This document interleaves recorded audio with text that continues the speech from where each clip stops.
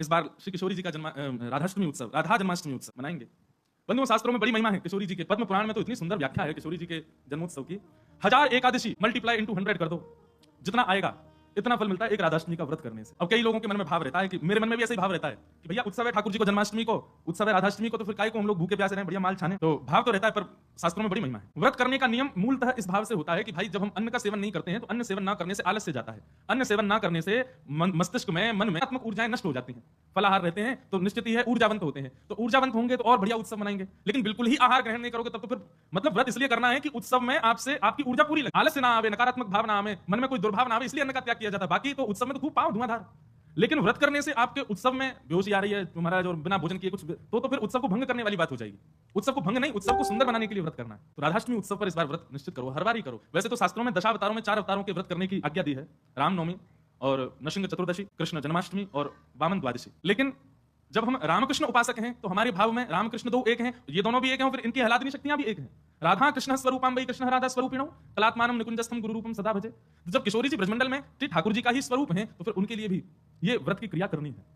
पद्म पुराण में ब्रह्मा जी ने इसका बहुत सुंदर वर्णन किया है कि भैया व्रत निश्चित करना चाहिए, इतना फल मिलता है, इतना फल मिलता है। लेकिन जब भी कोई फल बताता है ना कि महाराज जी ये करने से ये फल मिलता है, ये करने से ये फल, मन में एक ही बात आती है, अगर ये करने से ये फल मिलता है, अगर हम इसके बदले फल की कामना ना करके ठाकुर जी की कामना करें तो हमको व्रत इसलिए करना है हमको श्री जी मिले, हमको व्रत इसलिए करना हमको ठाकुर जी मिले। अक्षय तृतीया के दिन लोग दुनिया भर का दान करते हैं, चावलों का दान कर रहे हैं, अन्न का दान कर रहे हैं, स्वर्ण दान कर रहे हैं, चांदी दान कर रहे हैं, जे दान कर रहे हैं, वो दान कर रहे हैं। हमारे मन में भाव आता है कि भैया वादना नाम को दान करो, जो राह में मिल जाए वही से कहो जय श्री कृष्ण, जो राह में मिल जाए वही से कहो राधे राधे, नाम दान करते चलो। बोले क्यों? बोले अक्षय तृतीया को कछु दान करो तो अक्षय आ जाए, तो हम नाम दान करें, हम ठाकुर जी को भजन दान करें, अरे भक्ति दान करें, अपनी भक्ति अक्षय हो जाए, नाम अक्षय हो जाए, प्रेम अक्षय हो जाए, ऐसी अक्षय तृतीया बना। तो कभी भी आपको किसी व्रत या किसी नियम के पीछे फल बताया जा रहा हो, सुन लिया करो, अच्छा इससे ये फल मिलता है, उस फल को गौर करके उस फल के स्थान पर किशोरी जी को विराजमान कर दो। हे किशोरी जी, हम राधाष्टमी को व्रत हमारे करेंगे कि हमको आपकी प्रेम लक्षणा भक्ति प्राप्त हो, आपको प्रेम प्राप्त हो, इसलिए हमको व्रत कर। बिहारी जी जाइए और सुनिए, राधाष्टमी को हमारे ब्रजमंडल के रसिक शिरोमणि स्वामी श्री हरिदास जी का जन्मोत्सव है। फिर तटिया स्थान जाकर के स्वामी जी महाराज को प्रणाम करके आना, वहां पर खूब निधिवन रात जाना, निधिवन में जाकर स्वामी जी को प्रणाम करके आना। राधाष्टमी का उत्सव तो जन्माष्टमी से भी बड़ा होता है हमारे ब्रजमंडल। तो ऐसे राधाष्टमी का भाव। अब कई लोग पूछ रहे हैं कैसे क्रम होना चाहिए, तो देखो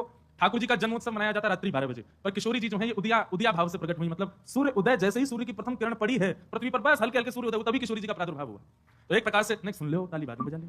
सुबह 4:30 बजे, 4-4:30 बजे आप सबको स्वच्छंद भाव से तो किशोरी जी को अभिषेक करना। वैसे हम तो दोनों को ही कर दें, जन्माष्टमी पर भी युगल सरकार घर के ठाकुर जी जो है युगल राधा कृष्ण उनको करें, और राधाष्टमी पर भी दोनों को ही करें। अगर घर में केवल लड्डू गोपाल विराज रहे, केवल ठाकुर जी मुरली मनोहर लाल जी विराज रहे, त्रिभंग ठाकुर जी, तो भी उनको अभिषेक करो, उन्हीं कोई श्री जी स्वरूप मान करके उनको अभिषेक करो। वैसे तो नियम ऐसा है कि जन्माष्टमी और राधाष्टमी को रात्रि भर जागरण करो, रात भर उत्सव करो, रात भर नाचो गाओ आनंद करो, किशोरी जी को प्रादुर्भाव होगा। और किशोरी जी वास्तव में सेनावस्था में हो, कमल के पुष्प ले आओ और सुंदर सुंदर कमल के पुष्पन के बीच में किशोरी जी के श्री विग्रह को विराजमान रखो, वही में पढ़ाओ, क्योंकि ऐसा भाव शास्त्र में है कि कमल के मध्य से ही किशोरी जी प्रकट हुई। तो कमल मध्य में किशोरी जी को विराजमान करो, घर पे ठाकुर जी हैं तो ठाकुर जी को विराजमान रखो। और प्रातः काल 4 बजे है तुम्हारा शंखनाद करो, बधाई गायन करो, सुंदर घंटे घड़ियाल नगाड़े आदि बजाओ। वाके बाद में दीप प्रज्वलन करके किशोरी जी को प्रादुर्भाव करो। फिर वाके बाद पंचामृत अभिषेक करो, पंचामृत अभिषेक करने के बाद में सुंदर किशोरी जी को श्रृंगार करो, श्रृंगार करने के बाद भोग धराओ, भोग धरा करके फिर किशोरी जी की आरती करो। आरती करने के पश्चात फिर खूब नाचो, इतने नाचो इतने हम तो अभी जयपुर में एक बात कह के आए, उत्सव तब तक मत मानो कि नाचते नाचते उत्सव करते करते डॉक्टर के पास नहीं जाना पड़ जाए। अगर आपको दवाई नहीं लेनी पड़ी तो समझो उत्सव मनाया ही नहीं। शादी ब्याह होता है घर में, तो लड़की का जो भाई होता है या लड़की के पिताजी, लड़की के मामा, लड़की पक्ष, लड़का वाले तो उधम करें, लड़की वाले इनकी कमर कस है, उनके जेब में 2-4 दवाई पड़ी रहती है, सर दर्द की, पेट दर्द की। क्यों? हमारी तो बड़ी 3 बहनें, तो उनको पता है एक दवाई रखी रहेगी, क्यों? सर दर्द हो रहा है, सो नहीं पा रहे हैं, तो तभी ब्याह माना जाता है जब पिता और भाई ये बिल्कुल श्रमित हो जाए, तब लगता है ब्याह हुआ। श्रमित ही नहीं हुआ तो क्या बात का ब्याह। ऐसे ही उत्सव में महाराज एक आनंद की बात करें, ये नहीं जबरदस्ती कि महाराज दवाई लेनी पड़ जाए, जब तक इतने श्रमित नहीं हो जाओ, इतने नहीं थक जाओ कि महाराज अब कुछ नहीं हो सकता हमसे, पस्त नहीं हो जाता, तब तक नाचते रहो किशोरी जी के आगे, ठाकुर जी के आगे, खूब बढ़िया उत्सव करियो, खूब नाचियो और फिर व्रत रखो पूरे दिन। हाँ, किशोरी जी को खूब बढ़िया व्यंजन पवाओ और पवा करके वो कोई को वितरण करो, कोई अपने काजी थोड़ा रख लो, दूसरे दिन जब नौमी लगे सुबह को पाओ प्रसाद रूप में, और बाद में व्रत रखो। और भैया नहीं रुको जाए तो पा लियो, चकाचक पाओ, बोला हमारी श्री जी को उत्सव है हम तो पाएंगे तो पाओ, कोई दोष भी नहीं। व्रत न करने से पाप नहीं लगता है, पर व्रत करने से पुण्य बहुत होता है हमको, लेकिन पुण्य की नहीं, हमको किशोरी जी की कामना। तो इस प्रकार। और फिर एक नियम सुन, या तो संभावना बने तो सहस्त्र कमल, 1000 कमल, और 1000 कमल की भावना नहीं बने तो 1000 कोई भी पुष्प, लेकिन सुगंधित होने चाहिए, बिना सुगंध वाले नहीं, मोगरा के हो जाएं, हार श्रृंगार के हो जाएं, गुलाब के हो जाएं, और यदि व्यवस्था बन जाए तो कमल 1000 हो जाएं।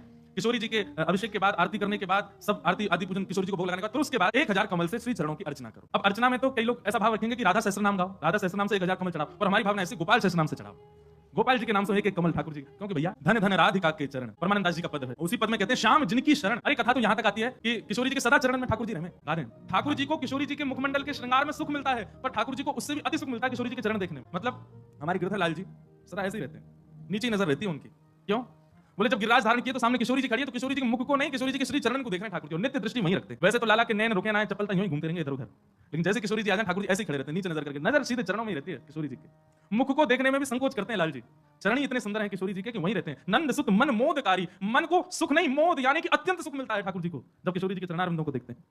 दास परमान जिनके धन धन राधिका के चरण, राधिका के चरण। तो किशोरी जी का अभिषेक करने के बाद, भोग लगाने के बाद, आरती करने के बाद सहस्त्र कमलों से गोपाल सहस्त्र नाम पाठ करके किशोरी जी को चढ़ाओ। और वैसे तो देखो भाव बहुत सारे हैं, पर मेरा भाव तो यह कि ठाकुर जी के नाम से किशोरी जी के श्री चरण में पुष्प अर्पित करो।